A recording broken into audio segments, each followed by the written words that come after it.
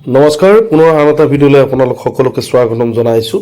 আজি আমি বিশেষভাৱে আলোচনা কৰিবলৈ লৈছোঁ এটি গুৰুত্বপূৰ্ণ বিষয় যে ফেব্ৰুৱাৰী মাহত শ্ৰৱণা নক্ষত্ৰলৈকে যুৱৰাজ গ্ৰহ বুধ প্ৰৱেশ কৰিব 30 জানুৱাৰীৰ ৰাতি 10:20 আৰু এই বৈদিক জ্যোতিষ অনুসাৰে বুধ গ্ৰহ হ'ল জ্ঞান, বুদ্ধি আৰু ব্যৱসায় আৰু নিজস্ব ক্ষমতাৰ কাৰক গ্ৰহ। মানুহৰ জীৱনত সূৰ্যৰ প্ৰভাৱ, সূৰ্য অৰ্থাৎ ৰবি গ্ৰহৰ প্ৰভাৱ বিশেষ ভূমিকা আছে আৰু এই বুধ গ্ৰহৰ ভূমিকাও সুকীয়া বুলি ক'ব পাৰি। বুধ গ্ৰহ যিহেতুকে জ্ঞান, বুদ্ধি, ব্যৱসায় আৰু নেতৃত্ব দিয়াৰ ক্ষমতা বহন কৰে, সেয়েহে বুধৰ শুভ প্ৰভাৱত জাতকসকলে কেৰিয়াৰ বা ব্যৱসায় বাণিজ্য, চাকৰি বাকৰিৰ ক্ষেত্ৰত যথেষ্ট উন্নতি লাভ কৰিব পাৰে। বৰ্তমান উত্তৰচাৰা নক্ষত্ৰত অৱস্থান কৰিছে বুধ আৰু আগন্তুক 30 জানুৱাৰীৰ দিনাখন ৰাতি 10:20 উত্তৰচাৰা নক্ষত্ৰৰ পৰা শ্ৰৱণা নক্ষত্ৰলৈ ধাৱমান হ'ব বুধ গ্ৰহ। এতিয়া আমি জানিবলৈ বা জনাবলৈ আপোনালোকক জনাবলৈ ইচ্ছা কৰিছোঁ যে শ্ৰৱণা নক্ষত্ৰত বুধ আগমন হ'লে কি কি প্ৰভাৱান্বিত হ'ব বা কোন কোন ৰাশি প্ৰভাৱান্বিত হ'ব। জ্যোতিষশাস্ত্ৰ অনুযায়ী আকাশৰ মূল 27টা নক্ষত্ৰৰ ভিতৰত 22তম নক্ষত্ৰ হ'ল শ্ৰৱণা নক্ষত্ৰ আৰু এই নক্ষত্ৰৰ অধিকাৰী হ'ল চন্দ্ৰ। চন্দ্ৰৰ ঘৰত যদি বুধৰ অৱস্থান হয় তেতিয়াহ'লে দেখা যায় যে চাকৰি, ব্যৱসায়, অৰ্থ, বুদ্ধি, ব্যক্তিত্বৰ ওপৰত বিশেষভাৱে প্ৰভাৱ পেলাব আৰু এই সময়খিনিৰ ভিতৰত 3টা ৰাশিৰ জাতক জাতিকাসকলৰ জীৱনৰ ক্ষেত্ৰত এক দুৰ্দান্ত লাভৱান হোৱাৰ দিশে আগবাঢ়িছে, কিয়নো শ্ৰৱণা নক্ষত্ৰত বুধ গ্ৰহ অন্তৰ্ভুক্তি হৈছে বা বুধ গ্ৰহই শ্ৰৱণা নক্ষত্ৰত প্ৰৱেশ কৰিব আৰু এই বুধ গ্ৰহৰ যুৱৰাজ গ্ৰহ বুলি অভিহিত কৰা হৈছে আৰু এই বুধ গ্ৰহ ফেব্ৰুৱাৰী মাহত বিশেষভাৱে শ্ৰৱণা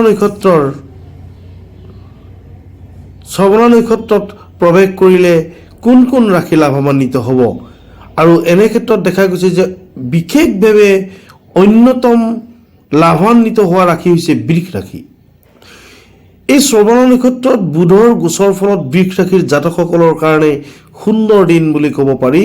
তেওঁলোকৰ টকা পইচা, ধন ধান, চাকৰি বাকৰি, ব্যৱসায় বাণিজ্য ইত্যাদিবিলাকত সকলো কামতে ভাগ্যৰ সহায়ক বা ভাগ্যশালী হিচাপে তেওঁলোক বিবেচিত হৈছে আৰু সাহিত্য ৰচনা বা শিক্ষকতাৰ লগত যুক্ত হৈ থকা ব্যক্তিসকলে তেওঁলোকৰ কেৰিয়াৰ বিশেষভাৱে সাফল্যমণ্ডিত কৰি ল'ব পাৰিব বুলি এই সময়খিনিয়ে সূচাইছে। কৰ্মসূত্ৰে বৃষ ৰাশিৰ জাতক জাতিকাসকলে এই সময়খিনিত লাভান্বিত হ'ব। ছাত্ৰ ছাত্ৰীসকলে পৰীক্ষাৰ ফল উপযুক্তভাৱে লাভ কৰিব আৰু বৃষ ৰাশিৰ জাতক জাতিকাসকলে নিজৰ লক্ষ্য পূৰণ কৰিবৰ কাৰণে বিশেষভাৱে বুধ গ্ৰহৰ যি শ্ৰৱণা নক্ষত্ৰত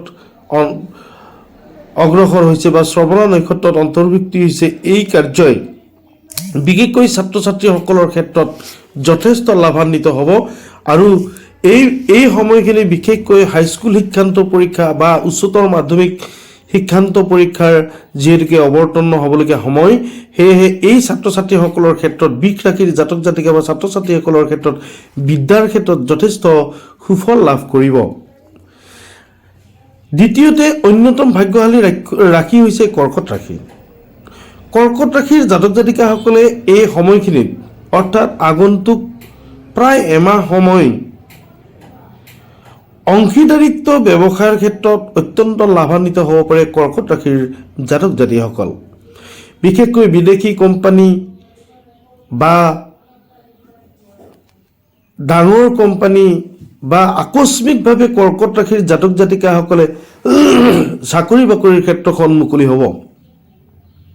বিদেশ ভ্ৰমণ কৰাৰ সুবিধা পাব কৰ্কট ৰাশিৰ জাতক জাতিসকলে আৰু বুধ গ্ৰহৰ প্ৰভাৱত বিশেষকৈ তেওঁলোকে ব্যক্তিত্বৰ বিকাশ ঘটিব। বুদ্ধি আৰু আত্মবিশ্বাসৰ ক্ষেত্ৰত তেওঁলোকে নিজকে উপযুক্ত কৰি তুলিব পাৰিব কৰ্কট ৰাশিৰ ব্যক্তিসকলে।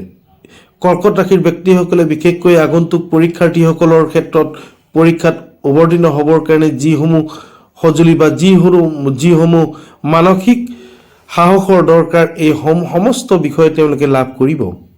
কৰ্কট ৰাশিৰ জাতক জাতিকাসকলে চাকৰি বাকৰি ব্যৱসায় বাণিজ্য ইত্যাদি বিলাকৰ ক্ষেত্ৰত যথেষ্ট সুবিধা লাভ কৰিব এই ফেব্ৰুৱাৰী মাহটো। আমি 3 নম্বৰ ভাগ্যশালী ৰাশিটোলৈ আহিছোঁ। 3 নম্বৰ ভাগ্যশালী ৰাশিটো হৈছে সিংহ ৰাশি।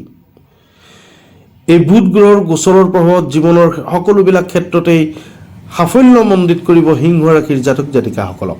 বিশেষ কৰি আৰ্থিকভাৱে সফলতা লাভ কৰিব সিংহ ৰাশিৰ জাতক জাতিকাসকল।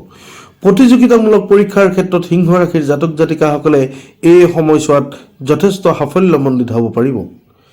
নিজৰ কামত মনোযোগ দিয়াৰ যি প্ৰৱণতা বা নিজৰ কামত অগ্ৰসৰ হোৱাৰ যি প্ৰৱণতা, এলাহ ভাৱ আঁতৰি নিজৰ কৰ্মদক্ষতাৰ পৰিচয় দিয়া সকলো বিষয় তেওঁলোকে লাভ কৰিব।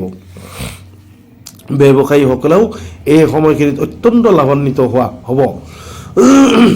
আৰু বিনিয়োগকাৰীসকলে যিসকলে ট্ৰেডিং কৰে বা বিনিয়োগ কৰে তেওঁলোকে সিংহ ৰাশিৰ জাতক জাতিকাসকলে বিশেষভাৱে এই ক্ষেত্ৰত লাভান্বিত হ'ব। আৰু ব্যক্তিত্ব সদায় পজিটিভ হিচাপে তেওঁলোকে অৱলম্বন কৰিব আৰু সামাজিক দৃষ্টিভংগী বা বিভিন্ন দিশত তেওঁলোকে পদমৰ্যাদা লাভ কৰিব সিংহ ৰাশিৰ জাতক জাতিকাসকলে।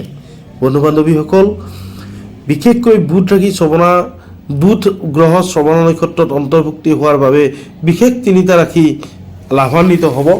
আৰু সেই 3টা ৰাশিৰ বিশদ বৰ্ণনাৰ সৈতে আপোনালোকক জ্ঞাত কৰিলোঁ।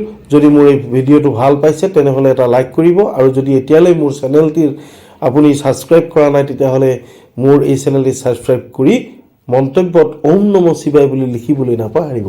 ধন্যবাদ।